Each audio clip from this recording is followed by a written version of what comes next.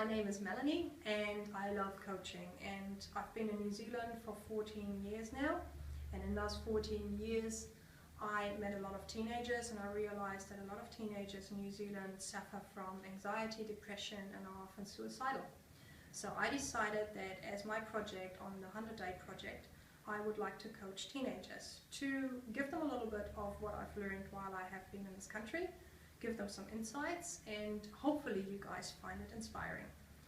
I have one rule, and the rule is that whatever I talk about, please don't take it as the truth. I need you to think about what I'm saying, think about it for yourself, don't be a sheep, and just follow what I'm saying. Think about it. See if it makes sense for you, if it inspires you, if you can understand what I'm saying. And also, if you have anything that you would like me to talk about or give you some advice in a blog, let me know. Email me. You'll see my email at the end, and then I'm happy to do a blog about it. So I'm very excited to go on this journey with you, and I'm hoping that you find it inspiring. So when I thought about what my first topic is for this 100-Day Project, I thought back to when I was a teenager. And when I was a teenager, the biggest thing for me was I didn't know who I was. I wasn't entirely sure whether people liked me, whether my friends liked me or not. I wanted to be popular, obviously, and I wanted to be liked. And that was quite important to me. And I realized that it took me pretty much till the mid of my 20s to really figure out who I was and be okay with myself. So I'm guessing that maybe for some of you, you're in a similar space, and there are things that you don't like about yourself, there are things that you may be liking about yourself. You do have friends, you don't have friends, there are people you would like to be friends with, but maybe at the heart of it, at the core of it, you just really would like to be liked for who you are. You would like to be popular, you would like to have great friends and be happy. So this is pretty much where I'm coming from. So let's get started. So today my first topic is we're going to talk about how do others see you. So how do others see you? And how do you think that works? Well, here's a little bit of information that you probably have never considered. Did you know that at any given second, 2 million bits of information are hitting you every single second? So by that bits of information, I mean the colors, the things that you see, the things that you hear, the temperature in the room, the things that you feel, whether it is the clothes on your skin, whether you're sitting on a chair like me right now. I can feel the temperature in the room, I can hear the traffic outside the office, I can hear my own voice. All this is information.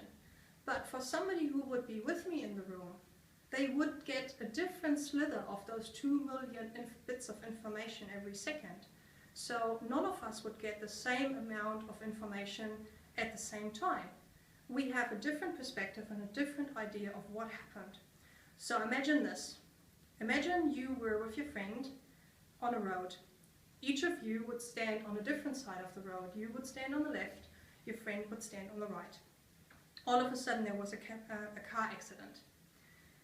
Do you think that both of you would have the same story of what happened during the car crash? Do you think you would have the same story? Do you think it would match when afterwards you would tell the police of what happened?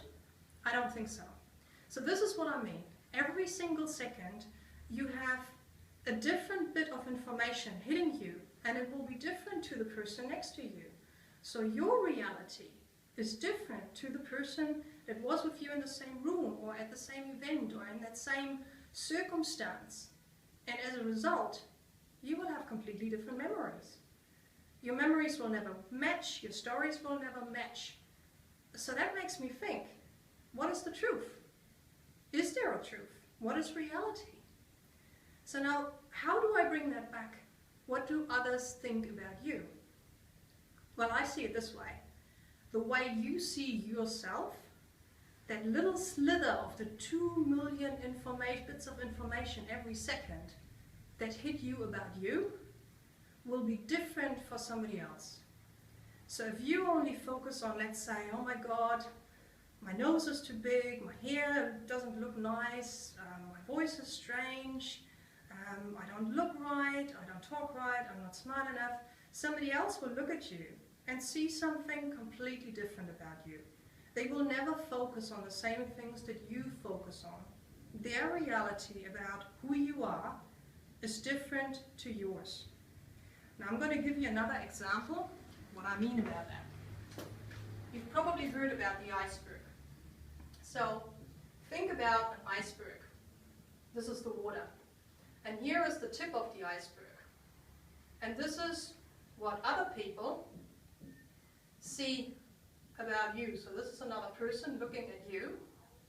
But here is you. This is all the stuff under the water that they don't see about you. They only see this. This is the bit that they see about you. They don't see all of that. So now imagine that they couldn't even see that. They just saw a slither of it. They just saw that. That's all they see, that little bit here. Because that is the bit of the 2 million bits of information that they're going to be hit with.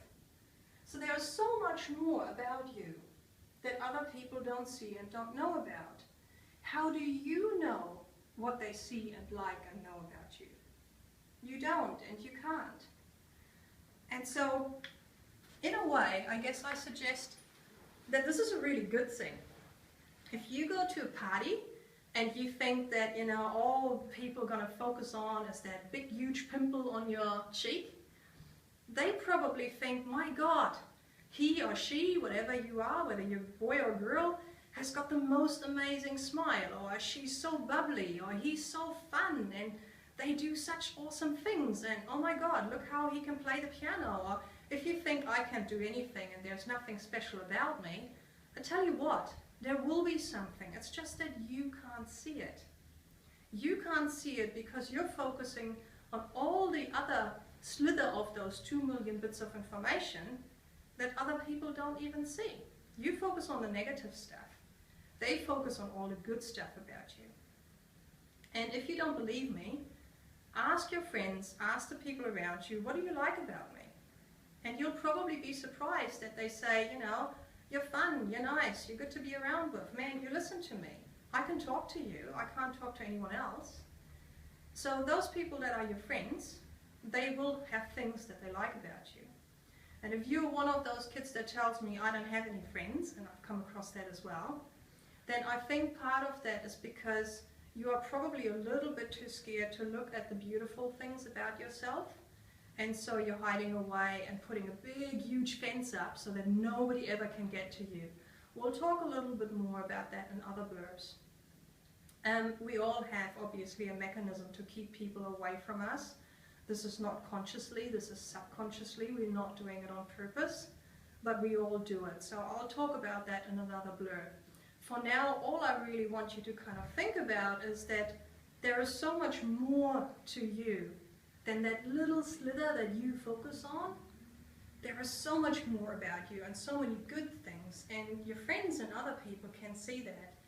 But what often happens is that you only focus on the negative stuff in that moment, and you forget about all the good stuff. So it's a matter of perspective. Think back to that car crash and 2 people having the same experience, but they have different stories about what happened. Your reality is not somebody else's reality. Your truth is not somebody else's truth. They will always be different. And so if somebody says to you, I like you, or you're fun, you can actually believe that because it's their truth. It's not maybe your truth, and maybe you don't think you're fun, but somebody else does. And that's okay. And all that you basically need to say then is, thank you, that's really nice of you to say. And just remember that it's their perspective, it's their reality. They're on the other side of the road, they see you completely different than you see yourself in that moment. So for now, this is my first little blog entry. I hope that you found that inspiring, and tomorrow we're going to talk about other things. Thank you very much. Talk soon. Bye.